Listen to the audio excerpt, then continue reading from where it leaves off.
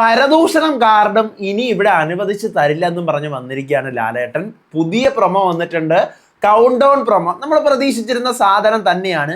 ഇതിപ്പോ 7 കാർഡൊന്നും അല്ല, പ്രിപ്പയർഡ് കാർഡും ഷോപ്പിംഗ് കാർഡും വിക്റ്റിംഗ് കാർഡും അതുപോലെ തന്നെ ഒളിക്കൽ കാർഡും ഈ പരിപാടിയൊന്നും അല്ല. ഈ 7 കാർഡിന് പുറമെയായിട്ട് ഇനിയും കാർഡുകളുണ്ട്. അതിനകത്ത് 8ാമത്തെ കാർഡുമായിട്ട് ലാലേട്ടൻ വന്നിരിക്കുകയാണ്, പരദൂഷണം കാർഡെന്നും പറഞ്ഞ്.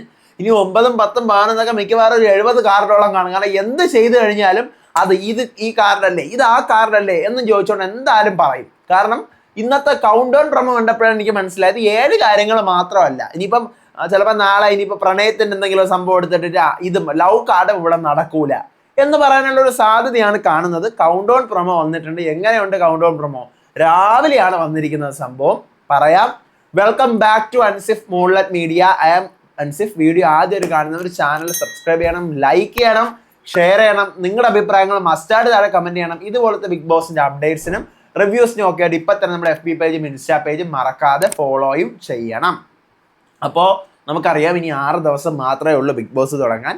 അപ്പോൾ അതിനെ ബേസ് ചെയ്ത് ഒരു കൗണ്ട് ഡൗൺ പ്രൊമോ, ഒരു കോണ്ടന്റ് കൗണ്ട് ഡൗൺ പ്രൊമോ പോലെ പ്രൊമോ വന്നിരിക്കുകയാണ്. 6 പേര് ഒരു ഹാളിലിരുന്ന് സോഫയിലിരുന്ന് സംസാരിച്ചുകൊണ്ടിരിക്കുകയാണ്.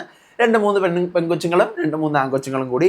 അപ്പോഴത്തേക്കും ഒരു പെൺകൊച്ച് ഒരു ആണിന്റെ പെണ്ണിന്റെ നടുക്കിരുന്നിട്ട് പറയണം, നിങ്ങൾക്ക് തമ്മിൽ ഇഷ്ടമുണ്ടെങ്കിൽ ഇഷ്ടമാണെന്ന് നിങ്ങൾ സമ്മതിച്ചേക്ക് എന്നിങ്ങനെയാണ്. അപ്പൊ ലാലേട്ടൻ പിറകിൽ കൂടെ ഇങ്ങനെ വരണം, ഒരു കൊടയും കൊണ്ട് വന്നിട്ട് സോഫയിൽ ഒരു ഒറ്റ അടി അടിക്കുന്നു. അപ്പൊ ഇവരെല്ലാവരും എന്താന്ന് പറഞ്ഞാൽ ഇങ്ങനെ തിരിഞ്ഞു നോക്കുമ്പോൾ ലാലേട്ടൻ പറയാണ്, പരദൂഷണം കാർഡ് ഇറക്കി കഴിഞ്ഞാൽ പണി തരും. അയൽക്കൂട്ടത്തിലെ 6 പേരോടും കൂടിയാണ് ഞാൻ ഈ പറയുന്നത്, മനസ്സിലായല്ലോ എന്നിങ്ങനെ പറയണം. അതാണ് അയൽക്കൂട്ടത്തിലെ 6 പേര്. എന്നിട്ട് ബിഗ് ബോസ് സീസൺ 7 6 ദിവസങ്ങൾ മാത്രം, ഓഗസ്റ്റ് 3 മുതൽ എന്ന് പറയുന്നുണ്ട്, 7 മണി മുതലാണെന്നും പറയുന്നു. അപ്പൊ ഈ പരദൂഷണം സാധനവും ഇനി അനുവദിച്ചു കൊടുക്കില്ലെന്നാണ് പറയുന്നത്. പരദൂഷണം ഇല്ലാതെ എന്ത് ബിഗ് ബോസ്? ഞാൻ അതാണ് ആലോചിക്കുന്നത്. ഒരിടത്ത് നടക്കുന്ന സംഭവം മറ്റൊരിടത്ത് പോയി മറ്റൊരാടത്ത് പറഞ്ഞില്ലെങ്കിൽ പറയുന്ന അനുവദിച്ചു കൊടുത്തില്ലെങ്കിൽ പിന്നെ എന്ത് ബിഗ് ബോസ് ഉള്ളത്? പക്ഷേ ദേ ആർ പ്ലാനിങ്, എന്തൊക്കെയോ ഉണ്ട്, എന്തൊക്കെയോ അവർ പ്ലാൻ ചെയ്യുന്നുണ്ട്. ഇതൊക്കെ എക്സിക്യൂട്ട് ചെയ്ത് കഴിഞ്ഞാൽ മതിയായിരുന്നു. നടക്കുമോ എന്ന് എനിക്ക് അറിഞ്ഞുകൂടാ. കാരണം ഈ പറയുന്ന ഓരോ പ്രൊമോസ് എടുത്ത് നമ്മൾ നോക്കുമ്പോൾ എല്ലാം ഈ പറയുന്ന ബിഗ് ബോസ് വീടിനകത്ത് ചെയ്യുന്ന എല്ലാ സാധനങ്ങളും ഇനി നടക്കില്ല എന്നാണ് പറയുന്നത്. എന്തുകൊണ്ട് നടക്കില്ല?